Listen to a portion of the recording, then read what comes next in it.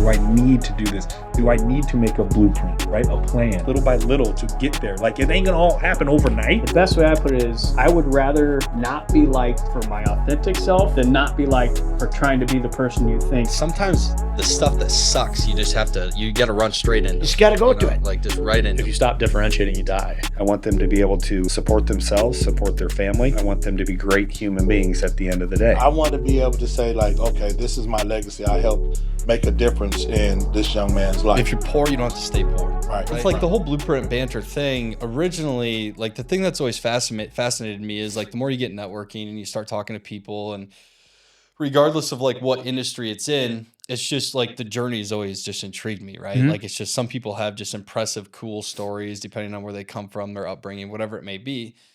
And so I really like wanted to sort of center it around this, like, let's start at childhood and really like find out what it was that like shaped these people into who they are today, right? Sure.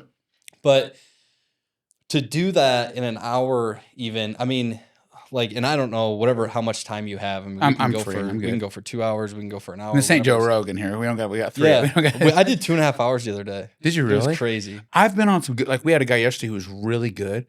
And I have a friend, Sam Gimbel out of Ohio. Anytime I have Sam on, he's so good. I mean, Sam and I could rip for 3 hours. Yeah. Because, and it just flows, man. It's easy, right? And then sometimes I have guys on, sorry to interrupt you, but I have guys on, like so we drop a new episode every Tuesday. Okay. And we mainly have lawn care guys on, but I've had a guy on that has a $100 million garage door opener company. I've had, Shane Klein on. I've had. What's your podcast called? Called The Green Grind. Okay. So it's mainly lawn care related. So I've had guys that have anywhere from 2 employees to 200. We talk lawn care. We talk about their journey. We talk about, our tagline is real struggles, real business. So we don't talk about rainbows and unicorns and getting rich. I want to know what keeps you up at night. I want to know what struggles that you face. I want to know how you became a leader and what you learned along the way. But at the end of the day, I want to know how we can help our listeners, because we get about 4,500 downloads a week, plus it tends to do better and better because we've been going on 3 years now. Yeah. So we're getting on average about 5,000 listeners a week, which is a pretty good number. And if we can, so we were going to quit doing it. Like, it got to the point where I'm like, it's becoming a job. And I've got a couple sponsors, so it pays us a little bit of money, but not worth my time. Yeah. Right? And I was going to stop doing it. And we mentioned that a couple times online, and people were like, no, dude, like this is my go-to every Tuesday. Like I was just this close to quitting and you kept me from quitting. Yeah. And I'm like, shit, all right, we got to keep doing it. And I do it with my buddy Leroy Maines, who owns Brilliant Borders. And it's interesting. Like, again, I want to talk to people and I want to hear their story and their background, but I don't care about what brand of trucks they run. I don't care what brand of motors they run. I want to know what makes them tick. I want to know what kind of leader they are. Yeah, like you've seen these podcasts, and like, I mean, we're gonna roll right into this because this is how I operate. Oh, okay, well, I mean, no, it's super intriguing because we see this surface level bullshit all the time of like, so here's what I did, and like I'm the master like business plan guy, and I went out and bought 4 trucks, and then I hired this guy because they're good at this, and it's like, listen, dude, like that's not how real life business is. I mean, you guys in the Perfect Cut story, I mean, having Matt on was awesome. This is going to be kind of cool to like kind of piggyback off that a little bit. Obviously, you being your own dude and having your own stuff going on now, but it is. I like I like hearing about the stories of, I mean, home life sucked for a while because I was putting all my energy into the business, and I don't enjoy it because I enjoy people's pain, but like that's the shit that's relatable, right? For like, sure, absolutely. I mean, that's real. Yeah. And that's the 100%. real stuff that people don't get, and and I can talk when we get going a little bit on the Ballard side, but yeah, I mean, my marriage was as rough as it had gotten for a long time, and I thought that my wife was built like me, right? And I'm like, baby, this is what it's like to build a business, and she's like, I don't enjoy this. We've got 2 little kids at home, and I went down on Mother's Day, and she had a tear running down her face, and she was processing orders, and I'm like, yeah, we're kicking ass, and she's like, this isn't what I signed up for, and you have to remember that everybody's built different, and our journey, you had Matt on and, starting a company from scratch and then doing another company. And man, you just learn a lot of lessons along the way, and you learn a lot about people. And that's the thing that, I've known, I know what I'm good at. I know what I'm not good at. And I've just kind of learned along the way of how to do things. But it's interesting though, like how those relationships around you do, do get impacted. I mean, same deal. And still to this day, Jordan and I have conversations on the regular about, um, me being open and willing to put in the sacrifices of time and this and that. And, unfortunately you do have to miss out on some kids, the evening activities and some early morning drop offs at school that I can't be to because I got to be at this or that. And, it is what I signed up for because it's in my brain. It's just, but until we actually talked about it, yeah, there wasn't any of the back and forth. It was just me sort of going on this trajectory and forgetting that, oh shit, like, we have to figure out how to do this together. I can't just expect everybody around me to be like, oh yeah, that's what we're doing, For sure. So I think as you learn about other people and you learn how to navigate those relationships, as much of it is about learning to other people, it's also like, hey, who the hell am I too? For sure. And I think we grow and we develop and we change. Like, you know, I talk to a lot of business owners about partnerships, and I usually try to talk them out of it because partnerships are tough. And Yeah. I was very fortunate. Matt and I we're still partners on real estate, and we've been partners for 25 plus years, maybe longer, which ages me. But we've had less than probably 5 real arguments, and we've really had the right thing at heart, right? Which was take care of the customer, take care of the people, and everything also take care of itself. And Yeah. but just like that in a business, it's a marriage, and just like Yeah. the same thing I talk to people about in their home life. Is your spouse on board? If you're going to start this new company, or you're going to change jobs, or maybe you're just going to try to grow your company at that point, have you talked to your spouse? Does she understand what this commitment looks like? And maybe it means, hon, for the next 12 to 18 months, I'm going to have to burn for a while. And that may mean like maybe I'm going to miss a few soccer games, or maybe I can't do pickup on Tuesdays and Thursdays because I'm going to stay with the team and we're going to do this. And if your heart's in the right spot and you're really doing it right, not going and having beers with the boys after work on Tuesdays and playing Golden Tee, like Right. is your heart in the right spot? Right. And is your spouse on board and understands the commitment? And I think, communication is so crucial. And in a business with a partner, and as you understand, like, Matt and I for many years, it worked really, really well. And then I think there was a crossroads. And not because it went bad, but we had to outline, some very clear roles and responsibilities at one point because, it was kind of good cop, bad cop. They would come to me, they'd come to him, and we each had to figure out, okay, you're going to run this, I'll run this, and we'll really try hard not to cross each other's boundaries. Right. And even if somebody would come to me and ask a question, if I knew the answer, hey, you got to go see Matt. Yeah. You can't answer that for me? No, I can, Yeah. but that's not the agreement we made. And so, you kind of have to figure out that marriage as well, because if you want it to work long term and be sustainable and to have any scalability, man, you've got to have a good partnership because, or you push those things down, and I see a lot of them, and then it just comes to head, and you end up being, I can tell you the one argument Matt and I got into had nothing to do with what we were mad about. It was just things that had built up, and we had a kind of a blowout, and it really had nothing to do with the conversation at hand that day. Yeah. It was just resentments and things that we were both frustrated with that we didn't address. We could have just had coffee for 30 minutes and said, hey, man, I'm frustrated. What do you think? It's so easy though. It's so easy to get stuck in your own head. And I've seen it happen with other people. I've been guilty of it. Is you sort of are, you go through these periods of time where you get sort of tunnel visioned. And again, like you're on your own page, obviously, you know what you're thinking and operating by and whatever. And for lack of better terms, it's cliche as hell, obviously, but just regular and good communication obviously is cures that, right? Because to your point, I mean, I can go on a sort of 3-week agenda. I mean, like starting this podcast and stuff. Is it really moving the needle for Showtime Homes?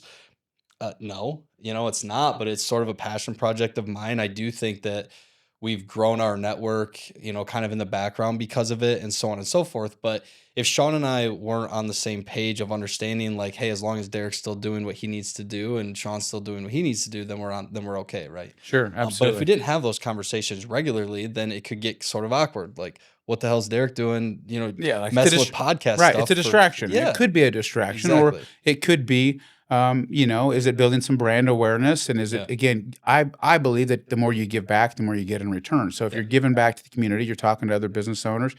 When Leroy and I do our podcast, we learn a lot. I learn a lot talking to guys that have 5 employees And I still catch things every day where I'm like, man, that's a good idea. I wish I could implement that. Not I wish I'm going to implement that in my company. That's a great way to communicate. That's a great question to ask, but a new potential recruit or, and I hear things all the time that I'm like, I think we could implement that in our company today. And 100%. Yeah, I mean, selfishly for me, that was sort of part of the deal too. Was like I get lucky enough to sit in conversations with these guys that, to your point, maybe they're super established, maybe they are just getting started. But yeah, it's incredibly rewarding to just have those deeper level conversations. Because the other thing is, I mean, if you just go to have coffee with somebody, I mean, 9 times out of 10, it's, hey man, how's business? Good. Like things are going good. Right. Yeah. Awesome. How the kids? Yeah. Fucking kids are great. Wife's awesome. My relationship is the best ever. It's just all bullshit It that is like, bull- yeah. because it's like, how much time do you got? Yeah. Like, are we going to have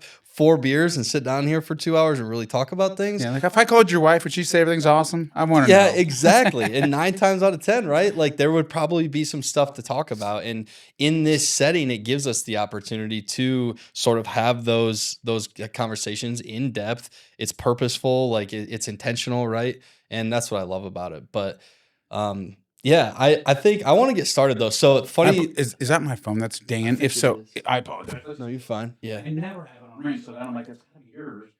I think I turned mine on. No, I Do actually not have mine disturb. on ring, which is really rare. I don't know why I Sometimes would it have done flips that. on you.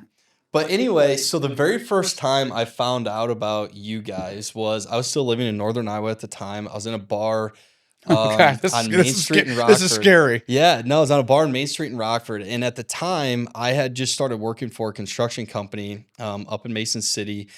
And I sort of on my own just started filming videos. Usually they would just be like me in my truck talking about like whatever I was doing that day, right? Had no idea what I was doing. I was creating content, I guess, Right. but I didn't think about it that way. I was just like, fuck, like that's where the attention's at. So why not put myself out there? It was my first year in sales as a project manager with this company. And so for me, it was just an organic way to like let my network know that that's what I was doing. I was Sure. selling construction. And it just sort of made sense. And Matt Rottler is his name. He does a bunch of like drone stuff with his farming operation and some cool video work. But he's like, you got to see this guy. And it was you. And like what you guys were doing, like how much you had grown your Instagram stuff. And he's like, I see what you're doing. And obviously very like elementary and just getting started. But he's like, you got to check this guy out. And so that's like when I started following you on Instagram or whatever. And Interesting. And then, I mean, that was 2018. So 6 years later. Yeah, here we and are. it's blown up obviously since then, and Yeah. we've learned a ton along the way for sure. So that's just like a cool little tidbit. But let's just, I don't think we need to necessarily like run down the whole Perfect Cut thing. But Absolutely. Yeah. what I'm really interested in, and curiosity is what makes these conversations go well, it seems like, is when you sort of like, when the shift happened in your head of seeing an opportunity with Ballard Products, starting the video stuff, just because, as we know, in our knuckle dragger industries that we're in, it's not very common. And sort of people can look at it as like, what the fuck's this clown doing with all these videos and whatever. For sure. Right? So I'm really curious of sort of where that like started. Yeah. So the interesting thing about Ballard Products is I think most people think that it's fairly new, right? And that's because of social media. So we originally, so this is our 25th anniversary at Ballard Products, and it all started. We were running Perfect Cut, and we were lifting and lowering these gates. And I'm going to make this version short, but my dad had created a product, which was our first product, and that helped raise and lower the heavy utility gates on the trailers. They were slammed to the ground, breaking welds loose. So he basically took a garage door spring, a pulley, and some cable, and we made this product. And I got to looking at it, and I thought, shit, that makes sense. Mm-hmm. I could probably sell these. And that, as an entrepreneur, that's where my brain goes. He was just trying to solve today's problem, which is I'm tired of lifting these heavy gates. My brain was, that solved a problem. Somebody else has that problem. Maybe we can do something with it. And so I went through the patent process, got that product patented in 1999. So, geez, sorry, I apologize. I've lost track of years. So 99, and it really wasn't a great path to sell products back then, right? This is pre-social media. Yeah. So you had to go to trade shows. And so I did a little trade show deal, went to Louisville, Kentucky, started doing some trade shows, and everybody's like, that's amazing. Like, how come nobody else created this? And so I was like, oh, so we started selling some, and I'm talking, a few hundred. And then we created a jack to lift mowers up. And so we started creating products out of our own necessity that we were using day to day in Perfect Cut. And then I started thinking, well, we could probably sell these. I mean, we're creating products that we use every day to make our jobs easier. There's guys all across the country doing the same Right. shit. And so eventually I hired a sales guy, and we had one part-time warehouse guy. And it was just to be honest, it was just a hobby business, right?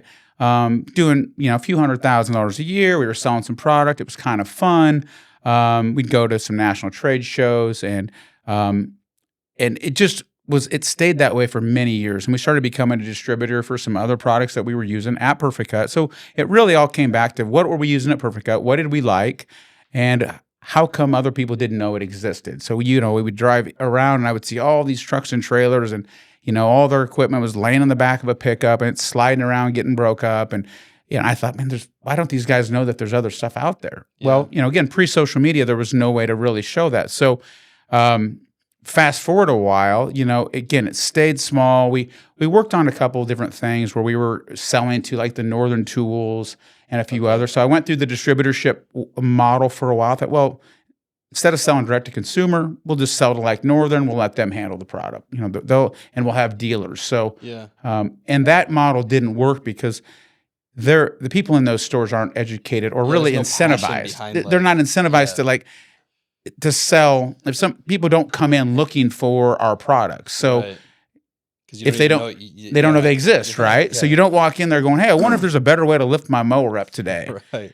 So unless you had incredible packaging, which we didn't, so that kind of failed, and so it just it stayed a hobby business for many, many years. And if you want me to get into kind of how the shift happened, and probably you started seeing some stuff on social media, which kind of got crazy, is 2017.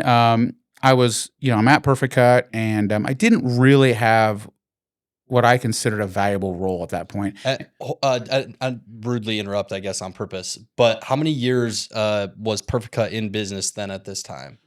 Because you guys started it. Well, I started it at 14 years old and incorporated in 94. Matt had been with us since 95, I believe. So Matt had been there the whole time, basically, of our real, because in the beginning it was just me and a lawnmower, right, and a moped. So. Right. So Perfect Cut had been in business quite a while. So 2017, we had been in business, That's incredible. A long time, right? That's and cool. We had great people in place, and really things were running smooth. And to not say I didn't have a role, I didn't feel like I was adding value, a lot of value. We just had a really good system at the time, and to be honest, I was just a little bored. I have to be challenged. I just have. If I'm That's not literally like why we're here. Yeah, right if now. I'm not incredibly those guys challenged, build all the shit. Yeah. I'm really bored, and it's not really fair to the people around me. But and I can talk a little bit about that.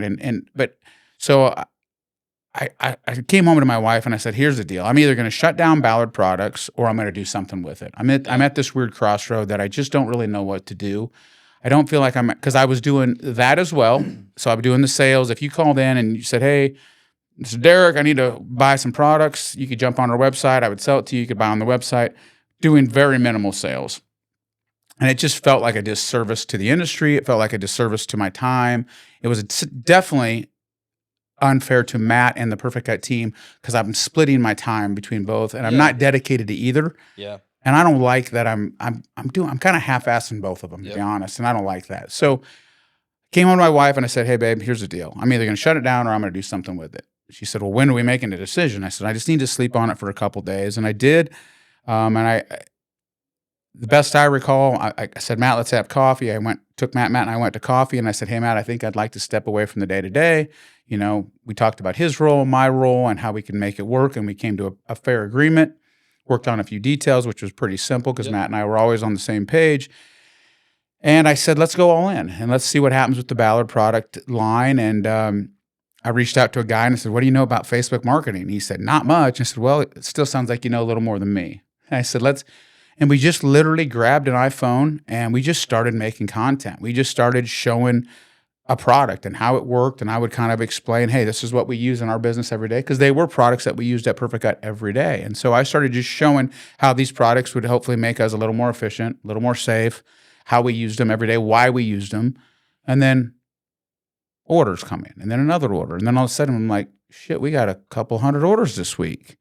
Yeah. And it just quickly started to Because you snowball. probably, just being in the industry, I mean, you probably had a hell of a network.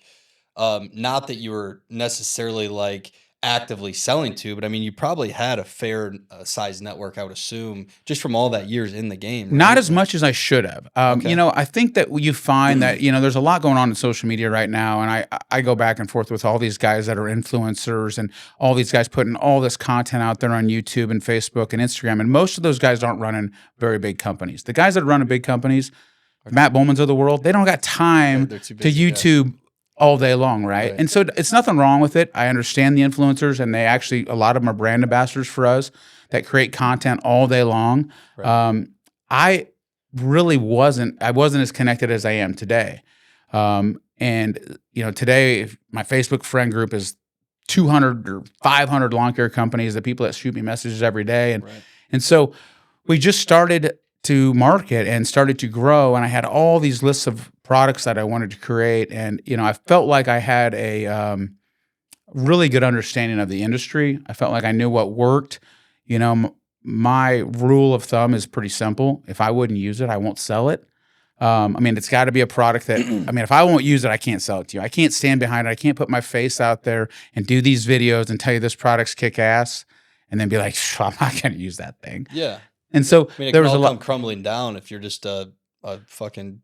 Well, and I get that. So, Yeah. you know, one of the challenges we've had with when you put yourself out there like I have, I mean, I think we had 60 million views just on our social media, not counting all the shares and then all the, you know, YouTube. So call it 100 million views of my stupid face on showing these products, right? Because we've got a ton of products now. We have over 1,600 SKUs. We shipped 350,000 products last year. So we are out there. And I mean, I get ridiculed from everything from my shirts are too tight. I'm a midget. I mean, I get called every name in the book. And I used to take it personal. Man, it would frustrate me. And I'd be online arguing with a guy in Alabama at midnight. I'm just trying to do something decent for the industry. I'm trying to sell products that I think are going to make people's lives easier. And these assholes got to take time out of their day to And we comment. still get it today. I mean, I can't do anything right. If I wear safety glasses, they're the wrong ones. If I don't wear safety glasses, I'm an idiot. If I don't have gloves on when I shoot a video, then, I mean, it doesn't matter what I do. And at the end of the day, that's how social media works today. And when you put yourself out there, that's just part of it. And I've been the face of all the videos, and I get it. Like, if you watch a couple of our videos, you can't get me out of your feed. And people are like, dude, how do I get you out of my feed? I'm like, you got to block me. Like, I don't blame you. I don't blame you. Just block me. I get it. Because we drop a new video on Facebook every single day at 4:30 a.m. And Instagram every single morning at 4:30 a.m. and 4:30 p.m. Every day, 365, rain or shine. It's not like we market when we're slow and pick it up. Like, we have a marketing plan and program, and it's an actual business every day. Yeah. You know, we have a full-time guy that does nothing but work on that. And so it can be obnoxious, right? And so I think that, unfortunately, with the way that, you know, the world works, that you can sit in your mom's basement and you can call me names, and I'm out there, you know, just and I don't quite understand that. Like, I'm on Facebook, and if I see something I don't like, here's the cool thing you can do. You just keep on scrolling, right? And I'm not mad at. I just keep on going, man. I've come to like it though. Like, because I mean, I think if you're in business, I mean, to a certain extent, you have to try to spin everything to a positive way. Like, I mean, because it's so easy. Like, if you wanted to just be a negative person, I mean, you could sit there and do that all day long, right? So like, when people like, and it's cliche, right? Like, people talk about, like, if you're not getting any hate, you're not doing the right thing. Sure, all press is good press. Yeah, you know, but I like it, and I even like sort of engaging sometimes, like in a like, I mean, because I'm kind of a smart ass, right? I can be sarcastic, and it's like, you know, at the end of the day, to your point, I think what's cool about you starting up though, because there are a lot of people, and even when we were going to start this podcast, you know, a lot of my buddies are like, oh, you think you're going to sit in there and talk about how you fucking know how to run a business and blah, blah. And it's like, no, I just want to have conversations with people that are doing cool things. And I think if it inspires one person in each video, then it's worth our time, you know? Sure. And then obviously, like, cool things have come from it. But what I like about your story though is it was genuine. It wasn't, you guys weren't sitting in the shop one day and was like, how am I going to make another $1 million? And all right, so like we need to sell to these people. And like whenever things are just purely financially driven, it just seems like they can fall flat on their face or fail as fast as they start, right? 100%. But when you started off because your dad's like, hey, I'm tired of these lifting these heavy ass gates and breaking welds and whatever, and then you sort of are like, hey, there's a business to be had there. That's genuine. You started making videos because you're like, hey, let's just show people how to use these products. That's genuine. You know, it wasn't to be cool. You know, I do. I mean, the ballard-inc.com. I mean, it's just like it's ingrained in me. But it is, you know, man. I talk to people all the time, and I talk to them about. I'm helping my daughter's even boyfriend now. He's looking at maybe changing careers, and I talk to him like, you know, what are you passionate about? What are you good at? Like, if you're going to do anything just for money, I promise you it's not going to work. I promise you you're going to be miserable. Like, what do you want to do? We'll figure out a path to, you know, maybe financially, you know, be stable. But when people do things for just the money, it never works out. They're never happy. We both know people that have more money than both of us, and they're fucking miserable, right? Yeah, 100%. And so, obviously, we're all in business for profit, right? And the unique thing with Ballard Products is, you know, I've been pretty fortunate with Perfect Cut. I don't have to pull a crazy salary out of that thing. I get to give back to my people, which is so fun and unique for me, because I love our team. I love watching people become successful. We probably pay them more than they're worth. They would disagree, but I shouldn't say more than they're worth because they're worth a lot to me. Yeah. Maybe more than the job typically would pay anywhere else, because I value my people so much.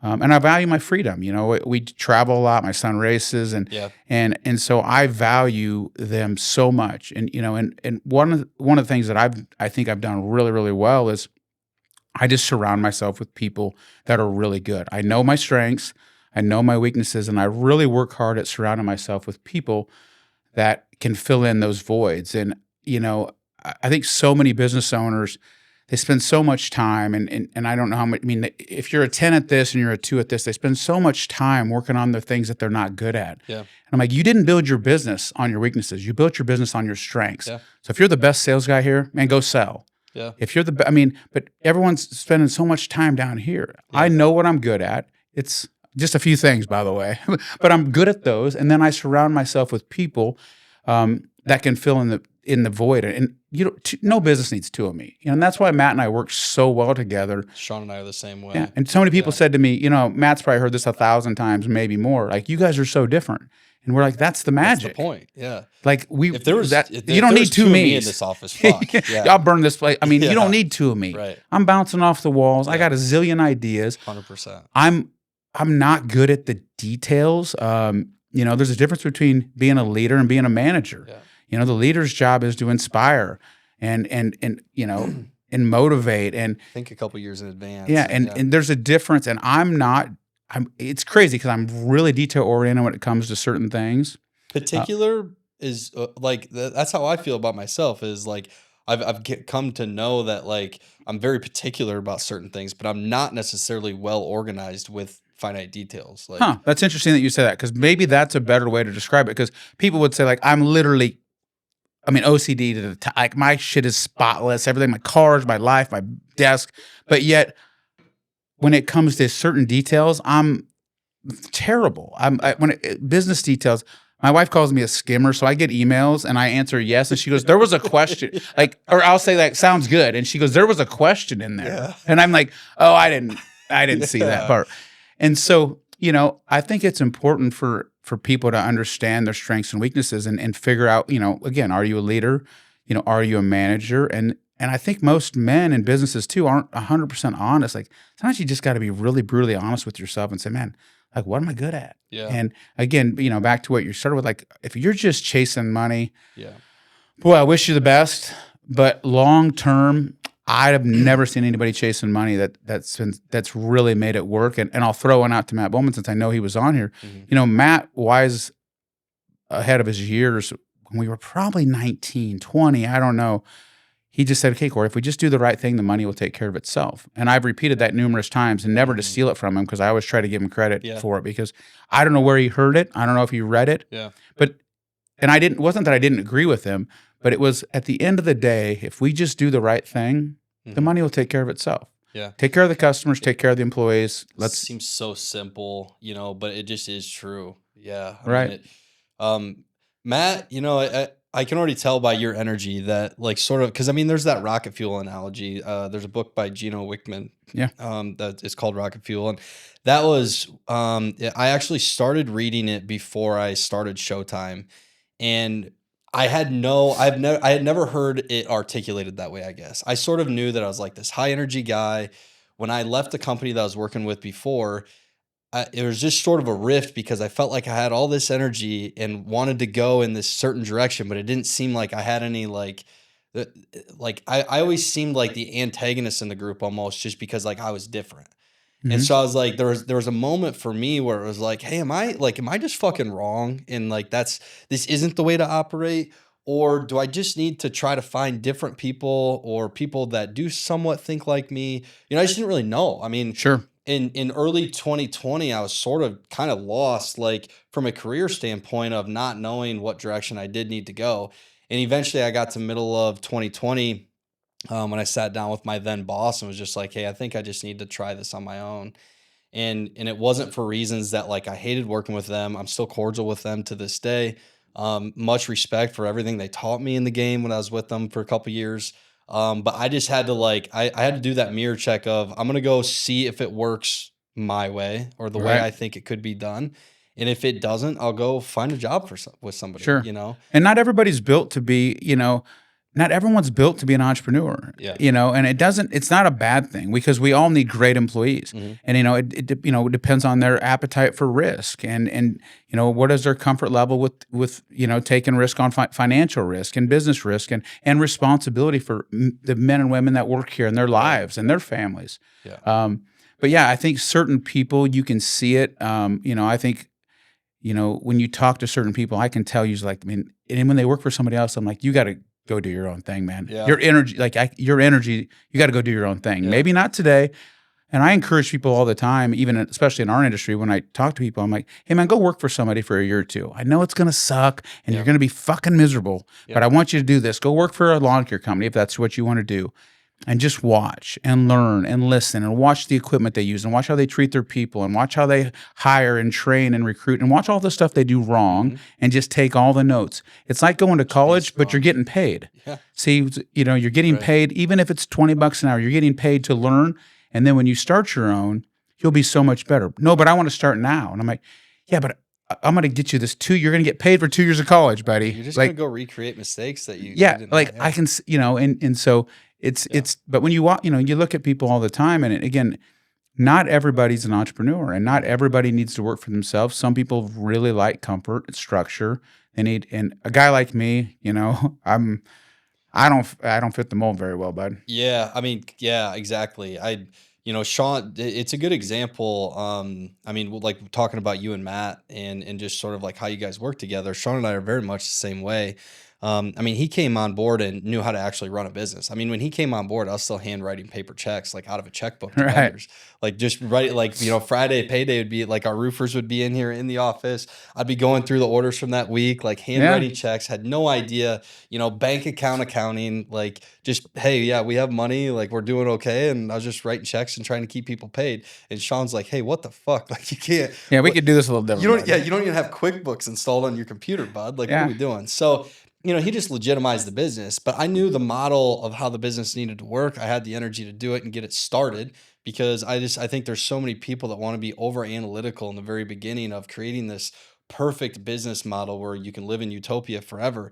And it's like, you're never going to get started, every business in the beginning, it's tough. All business is tough. It's tough. Still sucks. It's so tough. Yeah. And every business that, the Ballard business is so different than my past experience at Perfect Cut, but it still has its own set of challenges as well. And business is tough. And I talk to people all the time, I'm like, man, I wish I could get into something easier. And I'm like, I don't know what that is. Yeah. Business is tough. What business is easy? I don't know. And there's certainly, they all have their sets of challenges and how you navigate through them. Now, some are different. Some, the Perfect Cuts of the world, that's tough, man. We got equipment and weather and tons of employees, and that's a tough business. Right. Ballard Products is a different business model. has its own set of challenges with inventory and supplies and shipping and warranties and installation. And so every business, I think, has different sets of challenges. And but you're always evolving. Like, you would think Perfect Cut today. I mean, I haven't been in a meeting in a while.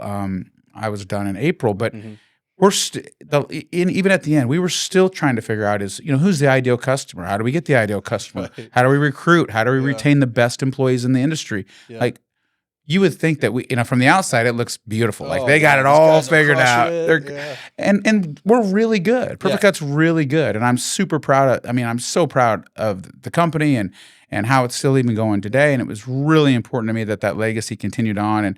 And Matt's still there doing his thing and keeping that thing together. And but every company, we just met today at Ballard, and we're still talking. I mean, we're walking through every little thing of how the customer orders and But do you think, access. Like, I mean, do you think that there's just a certain level of like, I don't want to put myself in the same like conversation as you just because you've done like things for a lot of years very successfully, but I mean, there's a certain level of almost sicko there. Like, because I think getting or being complacent or people just sort of letting off the gas, or I don't know, man. I mean, Kory, 15 years ago, you could have just fucking chilled out and still made money or whatever, right? And just sort of let the company do its thing. Maybe sold your ownership of Perfect Cut, go sit on a beach for a while.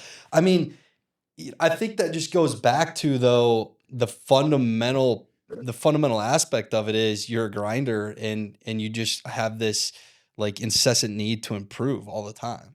Right. And I mean, because, and I just like, I think that's fantastic that you're still like that self-critical, like you're still critical enough of your business to always want to keep improving, because if you don't evolve, you die, or whatever, right? Whatever analogy you want to use. But I mean, do you think that's like a natural trait that you just possess, or do you think it like gets taught over time, or what do you think like is that identifier? It's a good question. You know what I think it stems from? I think it stems from a little bit of fear. And if I'm being vulnerable, like fear, I still feel like at any moment somebody could steal it from me. Yeah. And I don't know Damn, why. I like that a lot. I don't know why. Like, I don't, and I have this chip on my shoulder a little bit, and I've told the story a million times, but somebody basically said, if you don't pay attention, Kory, and it was in high school, that you're going to be mowing yards your whole life. And I've told that story so many times, it's sad, but why am I still telling it 35 years later is because it made an impact on me to the point of, like, I feel like I'm always trying to prove myself. And the truth is, nobody's keeping my score. Yeah, a lot of people don't give a shit about. Nobody gives a shit about Kory Ballard. Like, everybody's got their own business, their own family, their own job, their own bills. But I'm thinking people are keeping score, right? Yeah. And the truth is, they're not. And I think I have this thought in my head that at any moment someone's trying to steal my business. And the truth is, they are on some level. Well, I mean, like, there's just the nature of you have competitors, other people are somebody's selling. trying to do what we do. Right. And our deal from day one, I'm not that brilliant, but I've just always tried to outwork you. If we can just outwork you, when you're taking a break on Saturday and Sunday and we're just grinding and we're always working just a little bit harder. But I think when businesses get complacent, man, they get stagnant. Your employees see that, and guess what? Your A players start to leave. They go, he's not really into this, Well, and I mean, I want to talk about that a little bit too then. I mean, and so, early on in the Perfect Cut days, like early on, late 90s and then early 2000s. And I mean, I think there's a certain aspect of that. I mean, you and Matt are both like extremely well physically fit. I think that says a little bit about your character and like your drive and your energy that you have. And I think it's important. Like, that's a really important aspect of my life right now, is sort of trying to get like down a path of where I can just be as good as I can be. Right. I keep joking with the team. Whenever I get on a tangent, dude, I let people fucking hear about it all the time. Right. So great. Let's keep hearing about it. I mean, I'm on this big kick, right? Like, I've been sober the whole month of November, and I'm trying to eat well. And Sean's like, "You go to the gym this morning?" I was like, "Fuck yeah!" He's like, "Oh yeah." Stay sober, man. I tell you, you'll feel amazing. Well, I want to run it out at least. I go on a golf trip here in a couple of weeks, and I'll probably you're gonna blow it up then for sure. But I like pushing myself down these streaks. But I think that it's extremely important for us, again, like, to find new challenges and different things. But in terms of being a leader and having people, if you expect people to follow you into battle, for lack of better terms, day in and day out in our businesses or whatever, I mean, you almost have to have that like edge, it feels like, all the time. So I enjoy the fact that that's sort of your, you feel vulnerable in the sense that like somebody could come take this from me. And if I don't stay on offense, then it can be taken. For sure. And I think that there's just, everybody wants everything quick, right? Everybody wants to get in shape in a month. They want to get rich in a month. They want to be a good dad or a good husband or a good, in a week. Like all that stuff takes time. And Right. I get asked a lot, like, I mean, how do I get in shape like you? I said, I go, it's pretty simple. You just got to go to the gym every day for 25 years. It's not that hard. And you just got to eat kind of right. Right. Pretty right. You just can't eat complete shit. And, and how do I get a business? Like, dude, you got to grind. I mean, we made no money for 10 years. It was horrible. I shouldn't say horrible. We had a ball. We had a ton of fun. We were young, naive, didn't have any real commitments, no kids. Yeah. We just were grinding. And with Ballard, it's the same thing. If people knew how hard my wife and I worked 2017, 18, and 19, I mean, 80 hours minimum, Sundays, Saturdays, my kids were in there sitting on pallets. We were pulling orders. I mean, gloves on. My wife's breaking nails. We're loading orders. Like and it looks fancy now. We got this beautiful new building, and it looks all sexy. You guys are all moved in there. Yeah, it's a gorgeous facility, and my people love it. Man, it was 6 years ago. We were in a 10 by 20, no heat, fucking miserable, and pulling orders. And then when we got our first 10 by 20, we were out there every Saturday, every Sunday. I was glued to my phone. Everybody's like, I was going on some motorcycle rides with my buddy Leroy, and he's like, dude, just go to the hotel. Like, you're not even fun to ride with. I'm like, dude, I have 40 messages right now. Like, I have to answer these. Like, I don't have a customer service rep.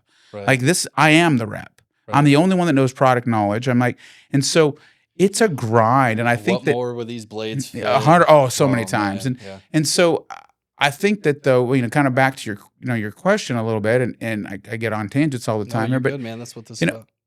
It's just, it's consistency though. And it's being a leader. And I think some people are born with some ability. I feel like I've been pretty fortunate that people believe me. I think they believe in me. They want to be a part of what we're doing.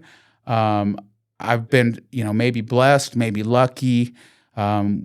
I've always had incredible people. I mean, and I don't want to talk, I hate to talk about this. Isn't about Matt Bowman the whole time, but when Matt started, and him and I just clicked, and he had this amazing knack to sell at 19 years old.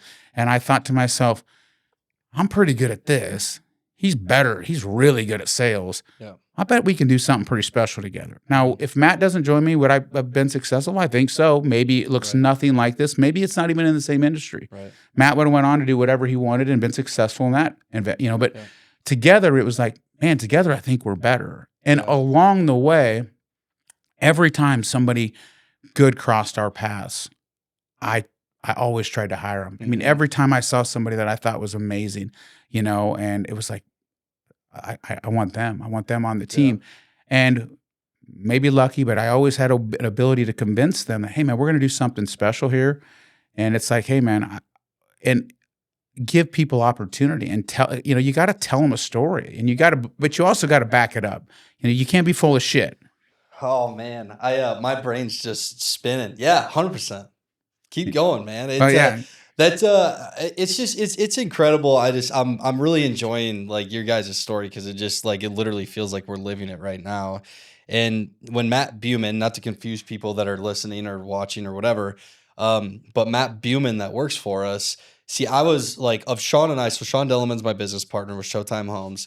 And he's the more, he's the controlled, like implement, make sure everybody gets paid on time, like run schedules, right? And I'm sort of the psycho that's trying to come up with a new idea every other week, and he tells me I'm an idiot. We refine that idea and we go back to the drawing board. But when Matt Buman came across our plate, got introduced to him at the end of 22, going into 23, when we were transitioning from the Showtime roofing stuff and doing exterior remodel into the home side, it sort of felt like, Jesus, this like just from a timing aspect, like we got introduced for the right reasons. Right. And I'll never forget, we were sitting down and talking, and he's like, well, like, what drives you? And And just sort of like without having a fabricated bullshit ass story, I just like let him have it, kind of like what makes me tick every day. And I just told him simply, for me, it's just about legacy. Like I want, not that my kids have to grow up and work for the business or whatever, but I want to see them, see me grinding and creating something. If they do want to be a part of it, great, but they have the opportunity to say the no, they don't want to be a part of it. And I want to at least give them that like channel to work through. And instead of them having to deviate and go figure something out for themselves, I just want them to at least see that if you work your ass off, you can create something pretty special. And so I was like, for me, it has nothing to do with what happens in my generation. I'm going to die. Hopefully I leave something behind. But like the idea of what I did is important for me, for my kids to then pass down. Like I feel like it's important for me. I'm the generation in the line's lineage that is like the fucking things changed when this guy came through, For sure. And so, and I got done and he's just like, fuck man, same, and we just, it was sort of one of those moments where it's just like, let's try to figure out how we're going to create something special at Showtime Homes. And, he came on board and works for us now with us, we always say, and incredible asset to the team. And he's like a brother to us now, For sure. And so it's just like, I see a lot of people and I get into conversations where they're like, man, it's impossible to find good people these days. That shit drives me insane. I don't believe it for a minute. It fucking drives me insane. Yeah, it's not true. It's like, how are you trying to find these good people? Are you just throwing an application up, running some people through your office? Do you even have a brand that anybody wants to be a part of? Like, I think brand's extremely important tool for marketing to your next employee or whatever. And are you somebody that like somebody wants to run through fire with? Yeah. Well, and I say all the time, and people, I guess I offend them and I don't really care, but when they say nobody wants to work, and I say nobody wants to work for you. I should steal that. That's the reality. You haven't created something that's appealing. Yeah. And it's not about pay. I've had an opportunity to speak at some really good events, which I don't love, by the way. I'm not a public speaker by any way. And I've shown these in reasons why people work for companies. And pay is typically 7th or 8th on a list of 10. They want to be respected. They want to feel heard. They want to feel safe. They want to have opportunity. Pay is not the reason they work there. But when I hear this bullshit constantly, nobody wants to work, everybody's lazy, everybody fuck it. It's bullshit. Great companies find great people. Every one of them. I talk to people again on our podcast. I had 2 guests on yesterday. Great companies. They're like, this guy's like, I haven't ran an ad in 3 years. I'm full. My buddy Leroy, he's like, I'm over full. Like Perfect Cut. We have people. I mean, now you have to create something that's appealing. And I've always said back in the day, Perfect Cut days, I was like, listen, guys, we don't need 1,000 people. We just need the best couple hundred in Des Moines. It ain't that hard, right? What have we created? We have to create something that when a guy pulls into Casey's and he gets out of his junky lawn care truck and pop cans fall out and he slams his rusty door and he doesn't have a uniform on, he looks over and the Perfect Cut truck pulls up and the guys get out in uniform out of a nice, clean, safe truck. Doesn't have to be new, but it's clean and presentable. And they go in and they walk out and he's like, what am I doing here? I'll go work over there. Oh, they have 401k? Oh, and a healthcare plan? And they keep me on in the winter? And I have opportunity? And they're going to train me? What am I doing working for a check in a truck? It doesn't make any sense. And so you've got to create something that's appealing. And that starts with brand. And it's not pay. I get so frustrated, dude. Like Facebook, I just saw one this morning. I was going to send it to my buddy because him and I shoot these back and forth. Yeah. Need help today. Anybody want to lay sod? That's your fucking game plan? That's the game plan? You want to today? You need help today to lay sod. I mean, you didn't need help. So you didn't know. You had no idea. Last week that you were going to lay sod? You didn't know. Right. Like, what? Did somebody reply to that? I don't know. I get it all the time, and I see it all the time. Like, need help tomorrow, looking for this, looking for that. And I also see the ones that, not to get, but it's like looking for a guy with needs 3 years minimum experience, CDL, blah, blah, blah. I would rather hire somebody with the right core values, a great human being, man or woman, with all the great core values, that has ambition, goals, and fucking teach them. And teach them. Now, is it going to take longer? Yeah, it's going to take them 3 to 6 months to get up to speed. Or you can hire Joe, who's been at 4 companies in 3 years. He's got experience, and he's maybe got his pesticide license or whatever it is you're looking for in our industry. Yeah. And he's a piece of shit. He's cancer in your organization. He's going to come in. He's going to bring bad habits. He's going to treat everybody like shit. And then he'll be on his 5th lawn care company in 4 years as well. Yeah. But I see these ads, must have 4 years experience. And I'm like, You don't care if they're a shitty person. They just got to have 4 years experience. I hate that. Yeah, I hate that just predetermined box. And if you don't fit in it, then it's not like you're not the right fit. Yeah, because some of us, all of us had no experience at some point, right? Somebody has to take a chance on everybody. Exactly. At some point, I'll take high quality people. I mean, every day of the I was week. that kid. Yeah, I mean, I was that. I mean, my early 20s. I mean, I mean, the people that took chances on me, I tried to do right by them, and some of them I would say that I probably didn't. It wasn't the best version of myself, but we all figured out along the way. It annoys me, especially I see a lot of women that have to my wife, for instance, she's happy at her job now, but when she was looking a few years back, it's like, if I don't have a 4-year degree in this or that, then it's like, what do you mean, Jordan? You're an extrovert. How the fuck can you you're hireable. I promise you that. Right. And she's like, no, I mean, you don't get it. In corporate America, not everybody's like you, just kind of out doing your own thing or whatever. Corporate America, that's how it is. And that shit just drives me insane. Yeah. You're not even willing to hear the person out, have a conversation with them, look them in the eye and feel their energy and what they're all about and what their core values are, to your point. Yeah, it's wild stuff. But we can end that rant a little bit, but it's one that I'd love to have. Absolutely. But let's go back to 2017. 2017, you start filming the videos, you get the Facebook thing rolling, social media starts taking off. When does it start to get like, holy shit, this is definitely real? Probably fairly quick. I mean, I shouldn't say fairly quick. 2017, it's right. It's slow, right? But it feels big. I remember when we were having $3,000, $4,000, $5,000 sales days. And I remember my wife and I mean, we thought we were big shit. And it wasn't about the money. Yeah. It was like, oh my God, we got 40 orders today. Right. And then I remember the first time we got 50 orders. And then the first time we got 100 orders, we had a 100 order day. And I mean, we were like, it's working. And then I had this weird, thought that we've hit everybody. And this is how I'm ignorant sometimes. I'm like, well, shit, babe, if we market, we're surely going to hit everybody. We're going to run out. And she's like, I don't think so, bud. And I had because I'm like, we have some products that last like the Super Jack, the mower jack, for instance. If you buy one and you jack up your mower, you never need another one. It'll last your entire lifetime. Right.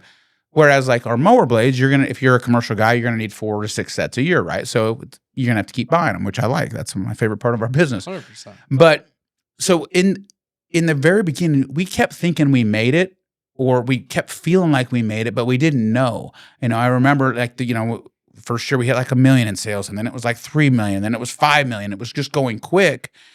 And it was holy shit, we've got something really going on here that's pretty special. Yeah. And nobody else is doing it. And then, of course, like I said, I was getting quite a bit of negativity from people, and even people that I knew were like, what, I can do what you're doing. I'm like, well, then do it. Let's go, baby. You can do it. Yeah. And people were like, well, you're just selling lawn care products. I'm like, yeah, but nobody else is doing what we're doing. Now, you can go to Amazon and buy lawn care products, and you can certainly go to your local dealership, which I encourage to support local businesses. If you want to stop in and get some blades for your Exmark, fantastic.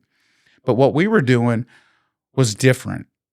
We were showing people how to use products in their business that made sense for their business to hopefully make them better, right? And showing them practical applications and not overproducing the videos. So for a while, we overproduced videos, and they felt a little too fancy, right? Just too salesy. Yeah, they felt too salesy, and we had to kind of dumb them down. That's interesting. We just kind of had to dumb, I shouldn't say dumb, it is dumb them down, but I had to just speak to our audience, right? Yeah. If, 86% of the lawn care companies in the U.S. do less than $1 million a year, right?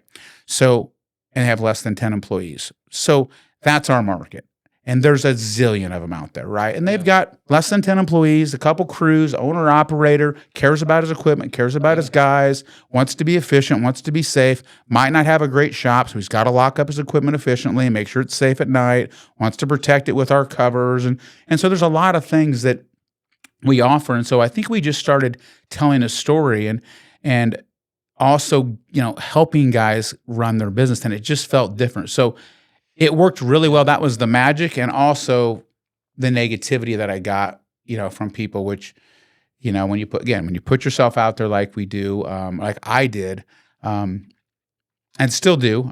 Yeah. I've considered getting somebody else to be the face of the videos, and I've tried other people. My wife will jump on there for I saw sales. you do a couple with your like shop foreman or something. Yeah, I've thrown some other Yeah. people in there, and I've had some. We do some stuff. They just don't do as well, and so I don't know why. Yeah.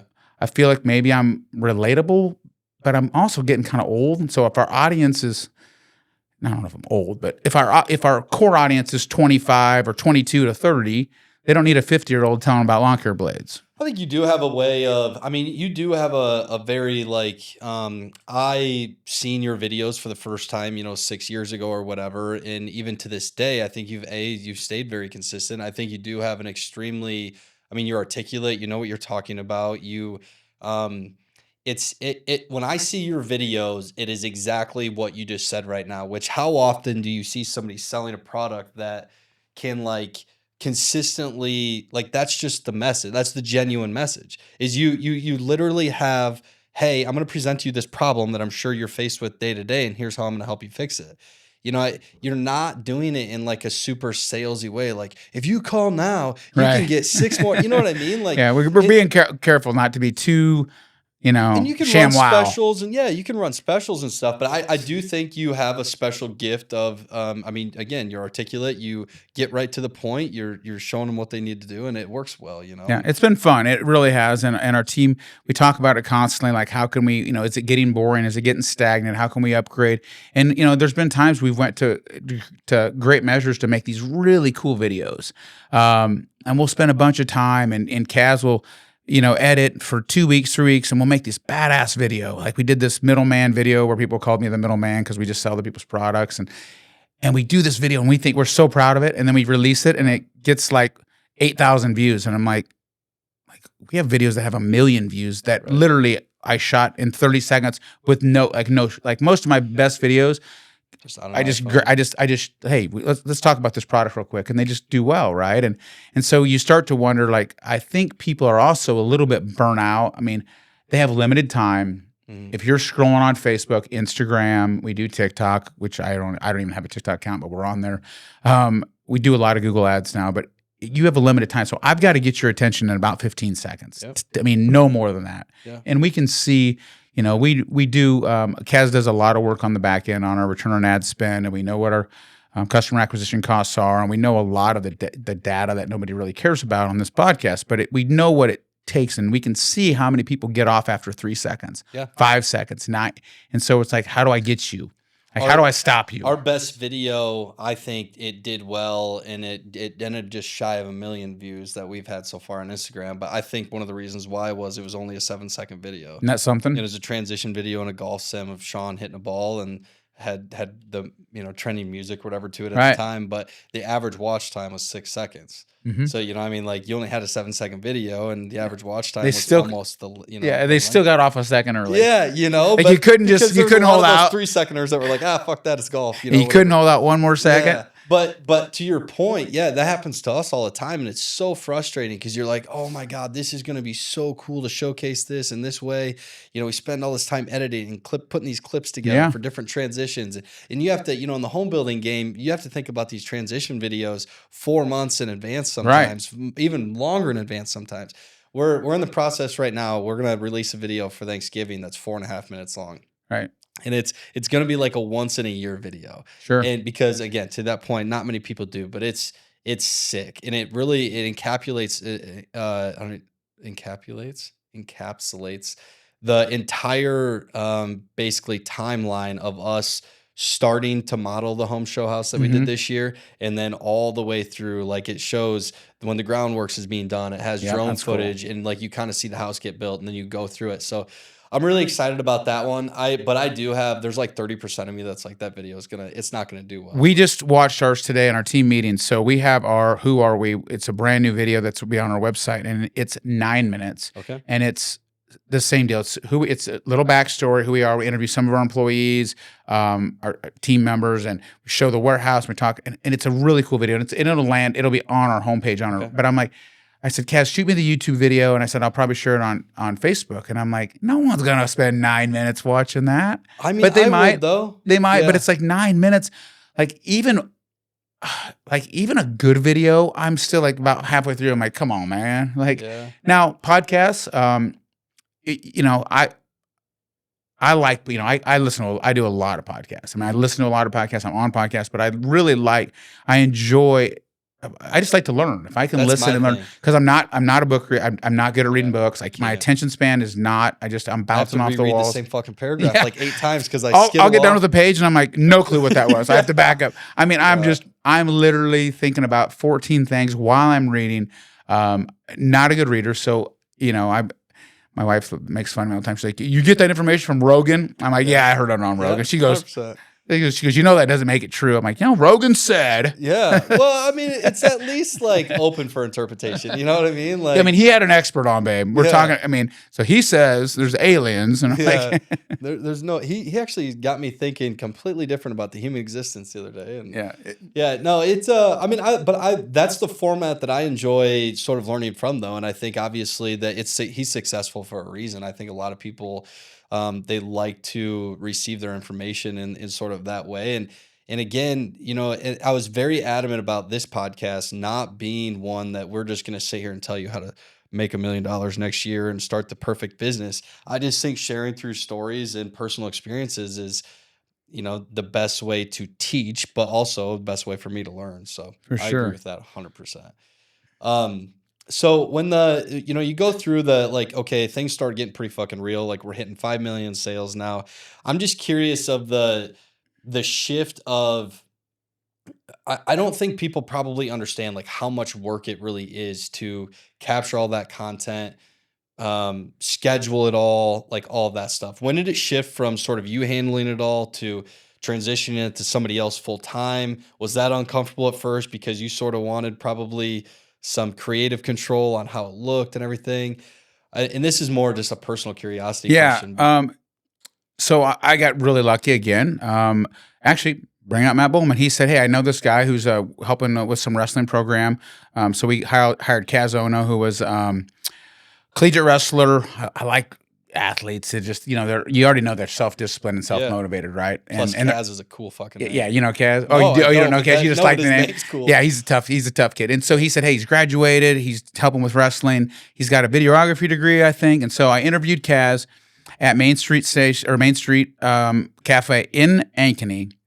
Interviewed him for lunch. At lunch, I made him a job offer 3 hours later. It's one of those things again where I talk about sometimes when I meet people and our energy works.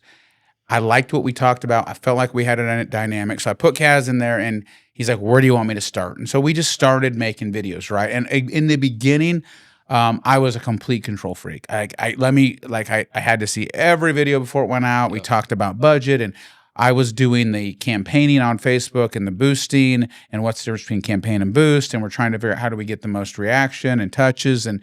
And what he did was we just learned together. And then once I felt comfortable, and it was probably only a year where I'm like, dude, it's like, you're better at this than me. And one of the things that I've learned, again, I talked about a little bit earlier is, and I'm really good at getting out of the way.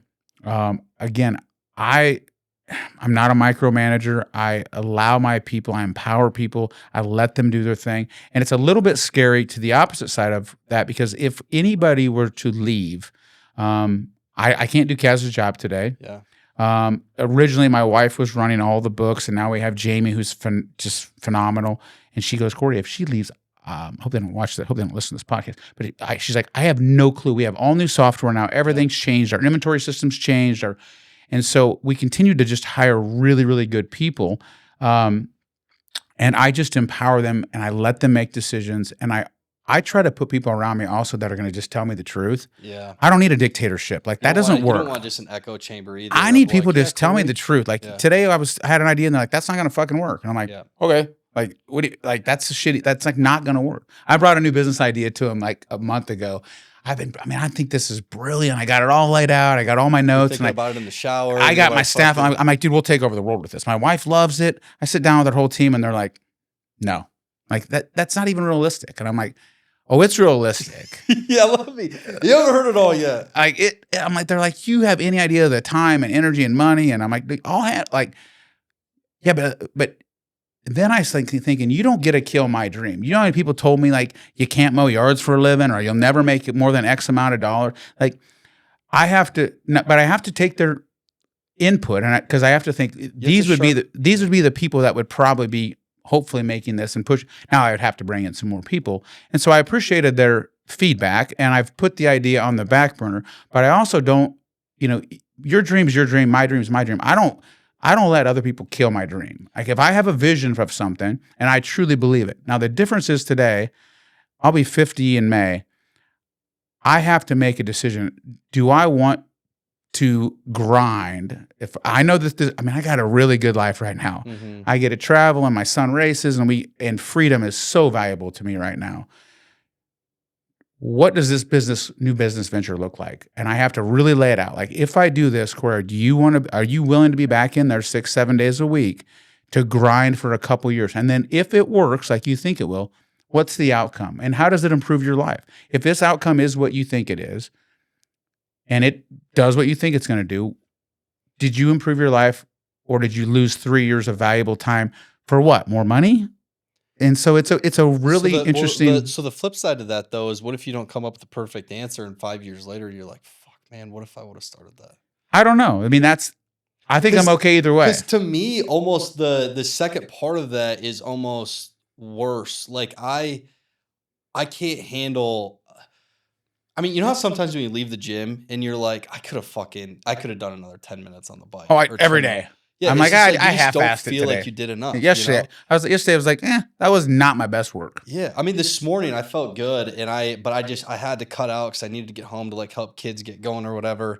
Because I knew Mama was at home and like just handling it, but I wanted like another 15 minutes, but that was just because I didn't get there early enough, and it was all self-inflicted. But you just have that, like, I hate that feeling of like I could have done more. And I think that, because that's an extremely intelligent like way to look at it, is just, how is it going to improve my life? What do I want out of this thing? What are the long-term benefits?